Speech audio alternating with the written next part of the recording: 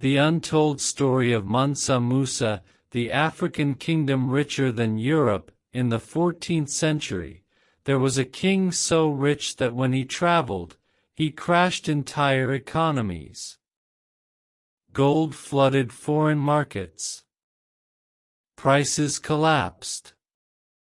And cities were left in financial chaos. This wasn't Europe. This wasn't Asia. This was Africa.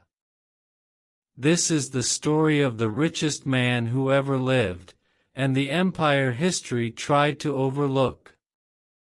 Long before European empires dominated global trade, West Africa was home to one of the most powerful kingdoms on earth, the Mali Empire. Founded in the 13th century, Mali controlled vast land stretching across the Sahara, rich with gold mines that supplied nearly half of the world's gold at the time. Caravans carrying salt, ivory, and precious metals crossed the desert daily, turning cities like Timbuktu into centers of wealth, culture, and learning.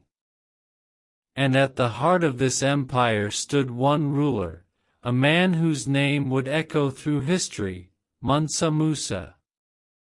In 1324, Mansa Musa set out on a pilgrimage to Mecca, a journey that would make him legendary. But this was no ordinary royal trip. He traveled with an entourage of nearly 60,000 people, soldiers, officials, servants, and hundreds of camels, each carrying bags filled with pure gold.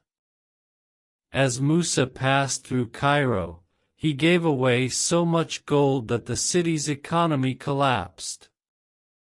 Prices soared. Markets destabilized. And historians say it took more than a decade for the economy to recover. For the first time, the world saw the true wealth of the Mali Empire, and it was beyond imagination. So if the Mali Empire was this powerful, why isn't it discussed alongside Rome or Britain? Part of the answer lies in who wrote history. Much of what the modern world learned was recorded through European lenses, and powerful African empires were often minimized, misunderstood, or ignored entirely. Yet in the 14th century, maps drawn in Europe placed Mansa Musa holding a golden orb, seated on a throne, recognized as one of the most powerful rulers alive. Timbuktu became a center of scholarship, home to libraries and universities that attracted scholars from across Africa and the Middle East. Mansa Musa's wealth wasn't just measured in gold, it was measured in influence. He transformed Mali into a beacon of trade, education, and culture. He built mosques, schools, and institutions that stood for generations. Today, historians still debate just how wealthy he truly was, but many agree he may have been the richest person in human history. Yet his name is rarely mentioned in modern classrooms. And that's exactly why stories like this matter.